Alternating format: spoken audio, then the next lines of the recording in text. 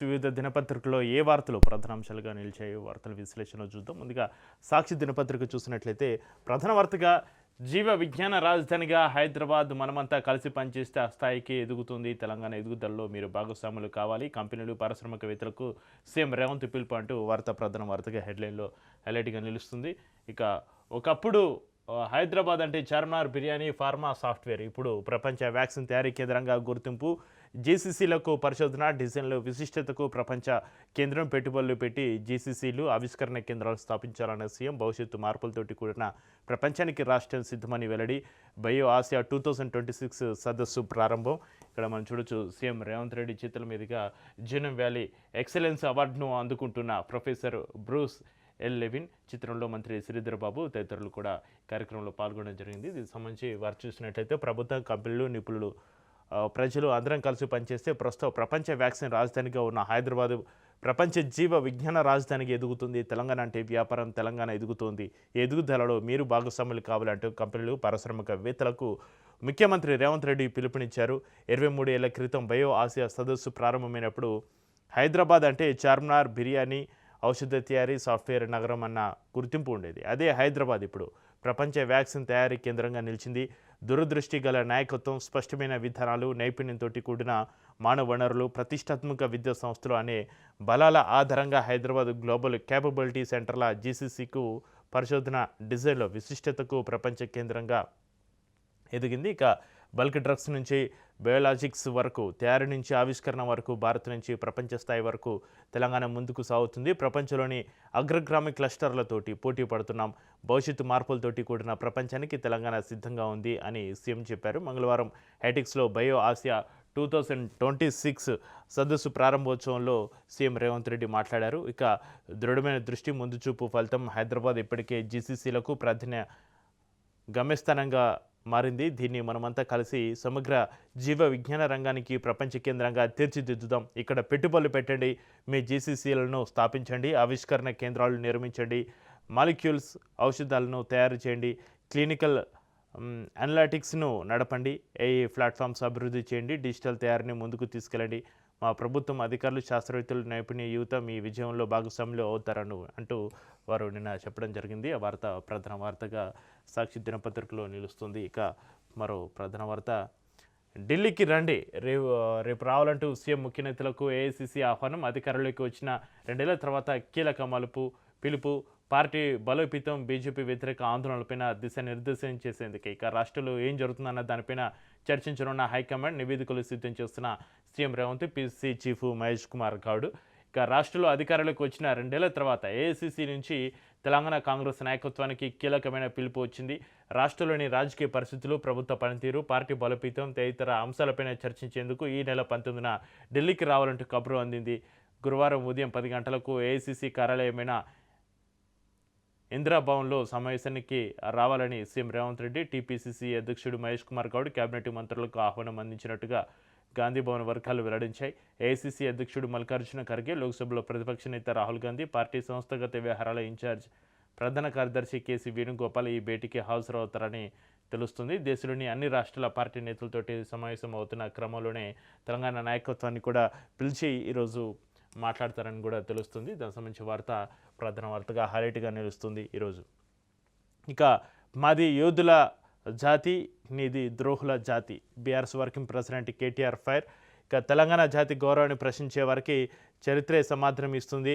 కేసీఆర్ ఒక శిఖరం, తెలంగాణనే కేసీఆర్ ఆనవాలు అన్న మాజీ మంత్రి. తెలంగాణ భవన్లో ఘనంగా కేసీఆర్ జన్మదిన వేడుకలు నిన్న రాష్ట్ర వ్యాప్తంగా జరిగాయి. అందులో భాగంగా తెలంగాణ భవన్లో ఘనంగా కేసీఆర్ జన్మదిన వేడుకలను జరిపారు. అయితే అందులో కేక్ కట్ చేస్తున్న కేటీఆర్, చిత్రంలో హరీష్ రావు, తలసాని, శ్రీనివాస్ గౌడ్ తదితరులు పాల్గొనడం జరిగింది. తెలంగాణలో 2 జాతులు ఉన్నాయి. ఒకటి తెలంగాణ పోరాట యోధుల జాతి, మరొకటి తెలంగాణ ద్రోహుల జాతి. మాది ఫైటర్స్ జాతి, వారిది ద్రోహుల జాతి అని BRS working president KT Rama Rao ఘాటుగా వ్యాఖ్యానించారు. తెలంగాణ జాతి గౌరవాన్ని ప్రశ్నించే వారికి చరిత్ర సమాధానం ఇస్తుందని అన్నారు. జాతి అంటే ఏమిటో లాఠీ దెబ్బలు తిన్న వారికి, జైలు చూసిన వారికి, ఉద్యమాల్లో రక్తం చిందించిన వారికే తెలుస్తుంది. ఉద్యమాల ఉగ్గుపాలు తాగిన వారికే తెలంగాణ అస్తిత్వం అర్థమవుతుంది అని చెప్పారు. మంగళవారం బీఆర్ఎస్ అధినేత మాజీ సీఎం చంద్రశేఖరరావు జన్మదిన వేడుకలు పార్టీ కార్యాలయం తెలంగాణ భవన్లో భారీ ఎత్తున నిర్వహించారు. మాజీ మంత్రి Talasani Srinivas Yadav, Secunderabad parliament BRS in charge Talasani Sai Kiran Yadav ఆధ్వర్యంలో 72 కిలోల భారీ కేక్ను కేటీఆర్ కట్ చేయడం జరిగింది. ఇక ద్వైపాక్షిక బంధం గ్లోబల్ స్థాయికి, భారత్ ఫ్రాన్స్ నిర్ణయం 21 ఒప్పందాలపైన సంతకాలు అంటూ వార్త ప్రధాన వార్తగా నిలుస్తుంది. ఇక్కడ చూడొచ్చు, భారత్ ఫ్రాన్స్ నడుమ రక్షణ, అధునాతన టెక్నాలజీ, సాంప్రదాయేతర ఇంధన వనరులు, ఆరోగ్యం తదితరులకు సంబంధించి 21 కీలక ఒప్పందాలు కుదిరాయి. అంతర్జాతీయంగా తీవ్ర అస్థిరత పరిస్థితుల నేపథ్యంలో ద్వైపాక్షిక బంధాన్ని మరింత బలోపేతం చేసుకోవాలని ఇరు దేశాలు నిర్ణయించాయి. ఇక మాక్రాన్ను ఆప్యాయంగా పలకరిస్తున్న మోడీకి సంబంధించిన ఫోటోను కూడా ఇక్కడ సాక్షి దినపత్రికలో ప్రధాన వార్తగా హైలైట్గా నిలుస్తుంది. ఇంకా 2047 కల్లా భారతే ఏఈ సూపర్ పవర్ అంటూ మోడీ వ్యాఖ్యానించడం జరిగింది. మనోడు పగోడు ఇదో ఫీజులో గోడు. వివాదాస్పదమవుతున్న ఇంజనీరింగ్ కాలేజీల ఫీజులు అధికార పార్టీకి చెందిన వారికి పెంచి విపక్ష పార్టీలకు చెందిన వారివి తగ్గించారంటూ ఆరోపణలు, న్యాయ పోరాటానికి సిద్ధమవుతున్న ప్రైవేటు కాలేజీల యాజమాన్యాలు అంటూ వార్త ప్రధాన వార్తగా హైలైట్గా నిలుస్తుంది. ఇక ప్రైవేటు ఇంజనీరింగ్ కాలేజీల ఫీజుల వ్యవహారం వివాదాస్పదమయ్యే పరిస్థితి అయితే కనిపిస్తుంది. కొన్ని కాలేజీలకు ఫీజులు తగ్గిస్తూ మరికొన్ని కాలేజీలకు పెంచుతూ రూపొందించిన ప్రతిపాదనలు పలు ఆరోపణలకు దారితీస్తున్నాయి. ఈ మొత్తం వ్యవహారం తెలంగాణ ప్రవేశాలు ఫీజుల నియంత్రణ కమిటీ ఎఫ్ఆర్సి నిర్ణయాలకు విరుద్ధంగా ఉన్నాయని కాలేజీల యాజమాన్యాలు ఆరోపిస్తున్నటువంటి పరిస్థితి. దానికి సంబంధించి వార్త కూడా ఒకటి ప్రధాన వార్తగా నిలుస్తుంది. ఇక 8లో 7 కాంగ్రెస్కే, 2 చోట్ల లాటరీ పద్ధతిలో చైర్పర్సన్ పదవులు దక్కించుకున్న హస్తం, ఒక చోట బీఆర్ఎస్కు చైర్పర్సన్ పీఠం వాయిదా పడిన 11లో 8 చోట్ల ఎన్నిక ప్రక్రియ పూర్తి, మరో 3 వాయిదా. పట్నం చైర్మన్ ఎన్నికపైన high court stay, municipal chairman, vice chairman ఎన్నిక వాయిదా. తదుపరి ఆదేశాలు ఇచ్చే వరకు నిలిపివేసిన హైకోర్టు, వార్డు కౌన్సిలర్ యాదగిరిని హాజరుపరచాలని ఆదేశం అంటూ ఇవి హెడ్లైన్స్ నిలుస్తున్నాయి. ఇక వెబ్సైట్ రాసిన వెంటనే ర్యాంకు, ఈ ఏడాది నుంచి అమలు, దరఖాస్తులో తప్పులుంటే పట్టేసే సాఫ్ట్వేర్, మొబైల్ నుంచి అప్లై చేసే అవకాశం, పరీక్షకు 11 పట్టణాల ఎంపిక, రేపటి నుంచి ఆన్లైన్ దరఖాస్తుల స్వీకరణ వెల్లడించిన set convener professor K Vijay Kumar Reddy. ఇక వెబ్సైట్ రాసిన వెంటనే ర్యాంకు, లాగౌట్ అవగానే మార్కుల లెక్క అంటూ వార్త ప్రధాన వార్తగా నిలుస్తుంది. సాంకేతికతను జోడించి ఈసారి మరింత మెరుగైన రీతిలో వెబ్సైట్ను నిర్వహిస్తున్నామని SET convener professor K Vijay Kumar Reddy తెలిపారు. కంప్యూటర్ లాగౌట్ అయిన వెంటనే మార్కులు డిస్ప్లే అవుతాయని తెలిపారు. ఈ మార్కుల ఆధారంగా ఎంత ర్యాంకు వస్తుందో సెట్ పూర్తయిన మరుక్షణమే తెలుసుకోవచ్చని చెప్పారు. దీన్ని ఈ ఏడాది నుంచే ప్రవేశపెడుతున్నట్లుగా చెప్పారు. ఇక సిద్ధార్థ రెడ్డికి జైలు, నటి ప్రత్యూష మృతి కేసులో సుప్రీంకోర్టు తీర్పు, 4 వారాల్లో లొంగిపోవాల్సిందే. సిద్ధార్థ రెడ్డి అప్పీల్ కొట్టివేత, గొంతు నిలిమి చంపలేదని, అత్యాచారం జరగలేదని స్పష్టీకరణ. కానీ మ్యూచువల్ సూసైడ్ ఫ్యాక్ట్లో బతికిన వాడిదే బాధ్యత అని వెల్లడి. పోస్టుమార్టం చేసిన డాక్టర్ మునిస్వామి తీర్పైన సుప్రీంకోర్టు ఆగ్రహం వ్యక్తం చేస్తుంది. మొత్తానికైతే ఈ వార్త ప్రత్యూష మృతి కేసుకు సుప్రీంకోర్టు తీర్పు అంటూ వార్త ప్రధాన వార్తగా అన్ని దినపత్రికల్లో నిలుస్తుంది. అయితే దాదాపుగా 2 దశాబ్దాల క్రితం ఉమ్మడి ఆంధ్రప్రదేశ్లో సంచలనం సృష్టించిన కేసు ప్రత్యూష కేసు. అయితే ప్రత్యూష కేసు, నటి ప్రత్యూష అసలు ఎలా చనిపోయింది ఏంటి అంటూ సుదీర్ఘంగా 2 దశాబ్దాల పాటు న్యాయ పోరాటం చేయడం జరిగింది. సుదీర్ఘ వాదనలు అయితే జరిగినాయి. ఎటకేలకు నిన్న సుప్రీంకోర్టు తుది తీర్పు ఇవ్వడం జరిగింది. అయితే నటి ప్రత్యూష ఆత్మహత్య చేసుకోవడానికి తీసుకున్నటువంటి విషపు మందుని కొనుగోలు చేసింది సిద్ధార్థ రెడ్డి అంటూ ఫైనల్గా సుప్రీంకోర్టు నిన్న సుప్రీంకోర్టులో ఈ కేసు వాదనలో తేలింది. అయితే సిద్ధార్థ రెడ్డి స్వయంగా ఆ మందును కొనడం వల్లనే ఆత్మహత్యకు ప్రేరేపించడం జరిగిందంటూ సుప్రీంకోర్టు చెప్పడం జరిగింది. దానివల్ల గొంతు నిలిమి చంపలేదని, అత్యాచారం జరగలేదని స్పష్టీకరణ అయితే వచ్చింది. కానీ మ్యూచువల్ సూసైడ్ ఫ్యాక్ట్ బతికిన వాడిదే బాధ్యతని వెల్లడించడం జరిగింది. సిద్ధార్థ రెడ్డికి అయితే శిక్ష పడింది. సుప్రీంకోర్టు పోస్టుమార్టం చేసిన డాక్టర్ మునిస్వామి తీర్పైన సుప్రీంకోర్టు తీవ్ర ఆగ్రహం వ్యక్తం చేసింది. ఎందుకంటే అతను చేసినటువంటి దేనికైనా ఒక కేసుకు సంబంధించి దర్యాప్తు జరుగుతున్నప్పుడు పోస్టుమార్టం కీలకం. అయితే అదే పోస్టుమార్టంలో మునిస్వామి అనే ఒక డాక్టర్ మునిస్వామి చేసినటువంటి పోస్టుమార్టం ఈ కరెక్ట్గా లేదని సుప్రీంకోర్టు అన్ప్రొఫెషనల్గా ఉందంటూ సుప్రీంకోర్టు ఆగ్రహం వ్యక్తం చేసింది. ఇక నివసిస్తున్న చోటే ఇల్లు నిరుపేదల కోసం ఇందిరమ్మ పథకం కింద భారీ భవన సముదాయాలు ఉపాధి పొందుతున్న ప్రాంతంలోనే నిర్మించి ఇవ్వాలని సర్కారు నిర్ణయం. బస్తీ ప్రజలు దూర ప్రాంతాలకు వెళ్ళకపోవడమే కారణం. క్యూర్ ప్రాంతంపైన మంత్రుల సమీక్షలో మాట్లాడుతున్న మంత్రి పొంగులేటి. చిత్రంలో మంత్రులు పొన్నం శ్రీధరబాబు, అజరుద్దీన్ సంబంధించి ప్రధాన వార్తగా నిలుస్తుంది. ఇక బస్తీలు మురికివాడల్లో ఇరుకు గద్దలో జీవనం సాగిస్తున్న నిరుపేదలకు అదే ప్రాంతంలో భారీ భవన సముదాయాలు నిర్మించి ఇళ్లను కేటాయించాలని ప్రభుత్వం నిర్ణయించింది. ఇందిరమ్మ పథకం కిందనే ఈ ఇళ్లను నిర్మిస్తారు. గతంలో బీఆర్ఎస్ ప్రభుత్వం ఇదే తరహాలో డబుల్ బెడ్రూమ్ ఇళ్ల పథకం కింద భారీ ఎత్తున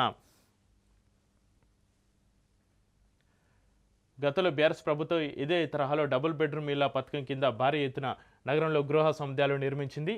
ఇందులో కొన్ని పూర్తి స్థాయిలో సద్వినియోగం అవుతుండగా కొన్ని దూరంగా ఉన్నాయన్న ఉద్దేశంతో బస్తీవాసులు వెళ్లేందుకు ఆసక్తి చూపక నిరుపయోగంగా ఉన్నాయి. దీన్ని దృష్టిలో ఉంచుకొని లబ్ధిదారులు జీవనోపాధి పొందుతూ ఉంటున్న ప్రాంతాల్లోని ఇందిరమ్మ ఇళ్ల పథకం కింద భారీ భవన సముదాయాలు నిర్మించి కేటాయించాలని సర్కారు నిర్ణయించింది. హైదరాబాద్, రంగారెడ్డి, సంగారెడ్డి, మేడ్చల్ జిల్లాల core urban region economic cure పరిధిలోని మురికివాడలు ఇందిరమ్మ మోడల్ కాలనీలు ఇందిరమ్మ ఇళ్ల నిర్మాణానికి స్థలాల సేకరణ, అసంపూర్తిగా ఉన్న డబుల్ బెడ్రూమ్ ఇళ్లను పూర్తి చేయడం, పూర్తయిన 2 పడక గదుల ఇళ్ల కేటాయింపు తదితర అంశాలపైన మంగళవారం రాత్రి సచివాలయంలో రంగారెడ్డి, హైదరాబాద్ జిల్లాల ఇన్ఛార్జి మంత్రులు శ్రీధరబాబు, పొన్నం ప్రభాకర్, మైనారిటీ సంక్షేమ శాఖ మంత్రి మహమ్మద్ అజరుద్దీన్లతో కలిసి గృహ నిర్మాణ శాఖ మంత్రి పొంగులేటి శ్రీనివాసరెడ్డి సమీక్ష సమావేశం నిర్వహించారు. ఇక 5 నుంచి 10 అంతస్తుల వరకు హైదరాబాద్లోని బస్తీలో జీవనం కొనసాగిస్తున్న పేదల కోసం గతంలో దూరంగా 42,000 ఇళ్లను నిర్మించగా అందులో సగం మంది మాత్రమే అందులో జీవనం సాగిస్తున్నారు అంటూ నిన్న సమీక్షలో నిర్ధారించడం జరిగింది. ఇక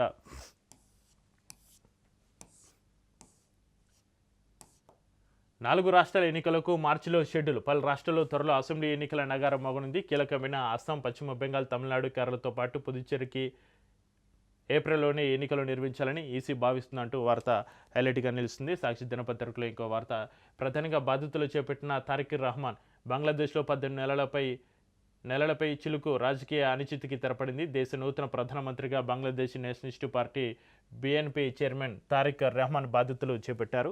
ఇక అదో తుగ్లక్ కమిషన్. పశ్చిమ బెంగాల్ ముఖ్యమంత్రి టీఎంసీ అధినేత మమతా బెనర్జీ కేంద్ర ఎన్నికల కమిషన్ పైన తీవ్ర వ్యాఖ్యలు చేశారు. ఈసీ అచ్చం తుగ్లక్ కమిషన్ మాదిరిగా వ్యవహరిస్తుందని దుయ్యబట్టారు. మార్కెట్ను ఆదుకున్న బ్యాంకులు. ప్రభుత్వ రంగ బ్యాంకులు ఐటీ, క్యాపిటల్ గూడ్స్ షేర్లు రాణించడంతో దేశీయ స్టాక్ మార్కెట్లో 2వ రోజు లాభంతో ముగిసింది. సెన్సెక్స్ 174 పాయింట్స్ పెరిగిందంటూ వార్త. మార్కెట్ను ఆదుకున్న బ్యాంకులు అంటూ ప్రధాన వార్తగా ఇవి నిలుస్తున్నాయి. ఇవి సాక్షి దినపత్రికలో ఉన్నటువంటి ప్రధాన వార్తలు. ఇక వెలుగు దినపత్రికలో ఏ వార్తలు ప్రధాన వార్తలుగా నిలిచాయో హెడ్లైన్స్ ఒకసారి చూద్దాం. ఇందాక మనం చెప్పుకున్నటువంటి నటి ప్రతీష సంబంధించి కేసుకు సంబంధించి పోలీసుల ముందు లొంగిపోండి. నటి ప్రతీష మృతి కేసులో దోషి సిద్ధార్థ రెడ్డికి సుప్రీంకోర్టు ఆదేశం. హైకోర్టు తీర్పుతో ఏకీభవించిన సుప్రీం బెంచ్. పలు అంశాల ఆధారంగా 2 ఏళ్ల జైలు శిక్ష ఖరారు. దాదాపు 24 ఏళ్ల తర్వాత వెలువడిన తుది తీర్పు. 2002లో సిద్ధార్థ రెడ్డితోటి కలిసి విషం తాగిన ప్రత్యూష చికిత్స పొందుతూ ఆమె చనిపోగా ప్రాణాలతో బయటపడ్డ సిద్ధార్థ అంటూ ప్రధాన వార్తగా నిలుస్తుంది. ఇక రోడ్లు క్లీన్గా లేకుంటే అధికారులపై వేటే. చెత్త కనిపిస్తే అక్కడికక్కడే సస్పెన్షన్. పారిశుద్ధ్యంపైన నిర్లక్ష్యం వహిస్తే ఊరకమంటూ ప్రధాన వార్తగా హెడ్లైన్లో నిలుస్తుంది. CM Revanth warning. మున్సిపల్ శాఖపైన రివ్యూ. మున్సిపల్ కమిషనర్లు ఏసీ గదులను వదిలి ఉదయం 6 గంటలకి ఫీల్డ్లో ఉండాలి. త్వరలో ప్రతి జోన్లో ఆకస్మిక పర్యటనలకు పర్యటనల ఆదాయం పెరగాలి. ఇక అక్రమార్కులపైన కఠిన చర్యలు తీసుకోవాలి. జంక్షన్లలో స్మార్ట్ పోల్స్, రద్దీ ఏరియాల్లో స్కైవాక్ బ్రిడ్జిలు కట్టాలి. మున్సిపల్ చైర్మన్లు, మేయర్లకు ఒకరోజు శిక్షణ ఇవ్వాలని సూచన. ఇక గ్రేటర్ హైదరాబాద్ పరిధితో పాటు రాష్ట్రంలోని నగరపాలక సంస్థల్లో పారిశుద్ధ్య నిర్వహణలో అలసిత్వం వహిస్తే కఠిన చర్యలు తప్పవని అధికారులను సీఎం రేవంత్ రెడ్డి హెచ్చరించారు. నగరంలో ఎక్కడైనా చెత్త కనిపిస్తే సహించేది లేదని, తాను ఆకస్మిక తనిఖీలకు వచ్చినప్పుడు రోడ్లు అపరిశుభ్రంగా కనిపిస్తే బాధ్యులైన అధికారులను అక్కడికక్కడే సస్పెండ్ చేస్తారని స్పష్టం చేశారు. మంగళవారం సెక్రటేరియట్లో పురపాలక, పట్టణాభివృద్ధి శాఖలపైన సీఎం ఉన్నత స్థాయి సమీక్ష సమావేశం నిర్వహించారు. 3 కమిషనరేట్ల పరిధిలో విభజన, ఇతర సమస్యల పరిష్కారం, ఆదాయ పెంపునకు దిశానిర్దేశం చేశారు. హైదరాబాద్, సైబరాబాద్, మల్కాజ్గిరి నగరపాలక సంస్థల కమిషనర్లు, జోనల్ కమిషనర్లు ఏసీ గదులకు పరిమితం కాకూడదని ఆదేశించారు. తెల్లవారుజామున 6 గంటలకే క్షేత్రస్థాయిలో పర్యటించాలని, ప్రజల సమస్యలను నేరుగా తెలుసుకోవాలని సూచించారు. 3 కార్పొరేషన్ల పరిధిలో శానిటేషన్కు పెద్దపీట వేయాలన్నారు. త్వరలోనే తాను ప్రతి జోన్లో పర్యటిస్తారని తెలిపారు. నగరంలో భారీ ఎత్తున అడ్వర్టైజ్మెంట్ బోర్డులు కనిపిస్తున్న ఆశించిన స్థాయిలో ఆదాయం రాకపోవడం పైన అధికారులను సీఎం రేవంత్ రెడ్డి ప్రశ్నించడం జరిగింది. ఇక మంత్రి వివేక్ కాన్వాయ్ పైన బాల్క సుమన్ దాడి, మంత్రి వెహికల్ పైన ట్రాఫిక్ కోను విసిరేసి వీరంగం అంటూ వార్త ప్రధాన వార్తగా హెడ్లైన్లో నిలుస్తుంది హైలైట్గా. ఇక ఎక్స్ అఫీషియో ఓట్లను అడ్డుకునే యత్నం, కేతనపల్లి మున్సిపాలిటీ వద్ద ఉధృత పరిస్థితి, దాడిలో పోలీసులు, కాంగ్రెస్ కార్యకర్తలకు తీవ్ర గాయాలు, ఆందోళనకారులను చెదరగొట్టిన పోలీసులు, కౌన్సిలర్ల మధ్య గొడవ, చైర్పర్సన్ ఎన్నిక వాయిదా. మంచిర్యాల జిల్లాలోని Ketanapalli municipal chairperson, vice chairperson ఎన్నిక సందర్భంగా మాజీ ఎమ్మెల్యే బాల్క సుమన్, ఆయన అనుచరులు వీరంగం సృష్టించారు. రాష్ట్ర కార్మిక గనుల శాఖ మంత్రి వివేక్ వెంకటస్వామి, పెద్దపల్లి ఎంపీ గడ్డం వంశీకృష్ణ కాన్వాయ్ పైన రాళ్లతోటి దాడి చేశారు. మంత్రి వెహికల్ మీదికి ముందుగా బాల్క సుమన్ ట్రాఫిక్ కోన్ విసరడంతో బీఆర్ఎస్, సిపిఐ కార్యకర్తలు రెచ్చిపోయారు. వీరి రాళ్ల దాడితోటి రామకృష్ణపూర్కు వెళ్లే మార్గంలో రైల్వే ఫ్లైఓవర్ బ్రిడ్జి పరిసరాలు రణరంగంగా నిన్న మారడం మనం చూసాం. వార్త ప్రధాన వార్తగా నిలుస్తుంది. ఇక చిన్నూరు క్యాంప్ ఆఫీసులో మీడియాతోటి మాట్లాడుతున్న మంత్రి వివేక్, పక్కన ఎంపీ వంశీకృష్ణ, బాల్క సుమన్ నీ రౌడీయిజం నడవది, నీ ప్రెస్టేషన్ ఇంకెక్కడైనా చూపించుకో, చెన్నూరులో కాదు అంటూ మంత్రి వివేక్ ఫైర్ అయ్యారు. ఇక నీ చర్య వల్ల ప్రజాస్వామ్యం కూని, ఆయన పైన పోలీసులు కేసు నమోదు చేసి చర్యలు తీసుకోవాలని ఆదేశాలు. చెన్నూరులో బాల్క సుమన్ రౌడీయిజం నడవదని, అతని బెదిరింపులు తమ దగ్గర సాగవని రాష్ట్ర కార్మిక గనుల శాఖ మంత్రి వివేక్ ఫైర్ అయ్యారు.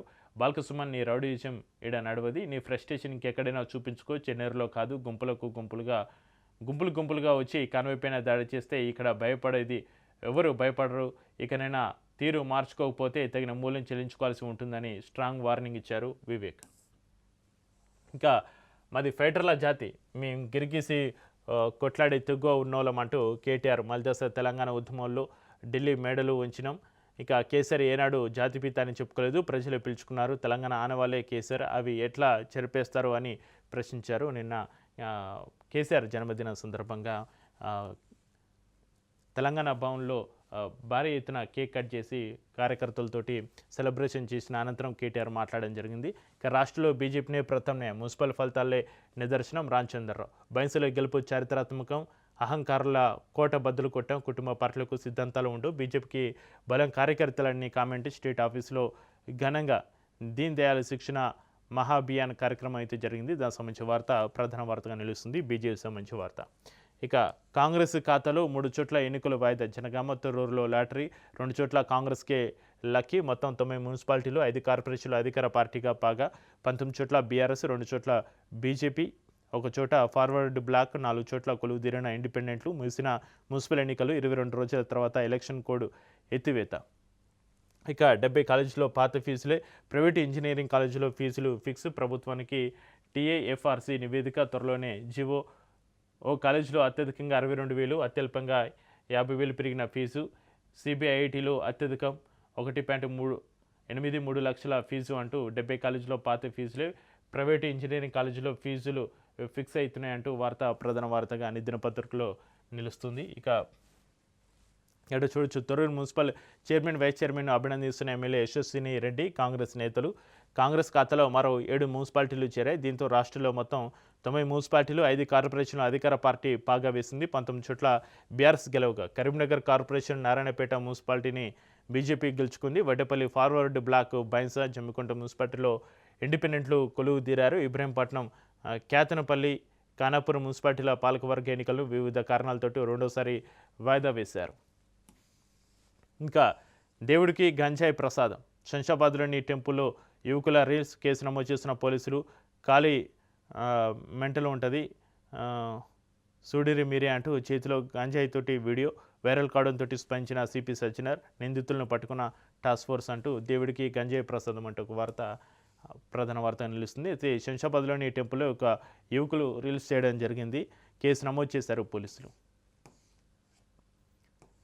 ఇక మన మేధస్సుకు ఏఐ ఆల్టర్నేట్ కాదు, ఏఐ వల్ల ఉద్యోగాలకు ముప్పు ఉందన్న ఆందోళనపైన ప్రధాని మోడీ స్పందించారు. భయానికి సన్నద్ధతే ఉత్తమ విరుగుడు అని చెప్పారు. ఏఐ అనేది మానవ మేధస్సుకు ప్రత్యామ్నాయం కాదని, అది ఒక భాగస్వామిగా పనిచేస్తుందన్నారు ప్రధాని మోడీ. ఇటీవల కాలంలో ఏఐ రావడం వల్ల భారీ ఎత్తున ఉద్యోగాలు కోల్పోవాల్సి వస్తుందన్న భయం అందరిలో నెలకొన్న నేపథ్యంలో ప్రధాని మోడీ ఈ వ్యాఖ్యలు చేయడం జరిగింది.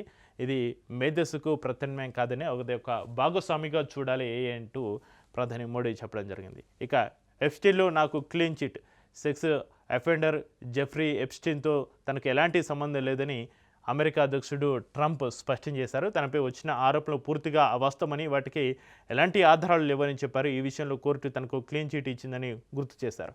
ఈ మధ్యకాలంలో ఎప్స్టీన్ ఫైల్స్ అనేవి కూడా బాగా వైరల్ అయ్యాయి. అందులో చాలామంది ప్రముఖుల పేర్లు వినిపించాయి. అందులో ట్రంప్ పేరు కూడా ప్రముఖంగా వినిపించింది. అయితే ట్రంప్ స్వయంగా చెప్పుకోవడం జరిగింది. సెక్స్ అఫెండర్ జెఫ్రీ ఎప్స్టీన్ తోటి తనకు ఎలాంటి సంబంధం లేదని అమెరికా అధ్యక్షుడు ట్రంప్ స్పష్టం చేసినటువంటి ఒక వార్త ప్రధాన వార్తగా నిలుస్తుంది. ఇక ముంబై వీధుల్లో ఫ్రాన్స్ ప్రెసిడెంట్ జాగింగ్.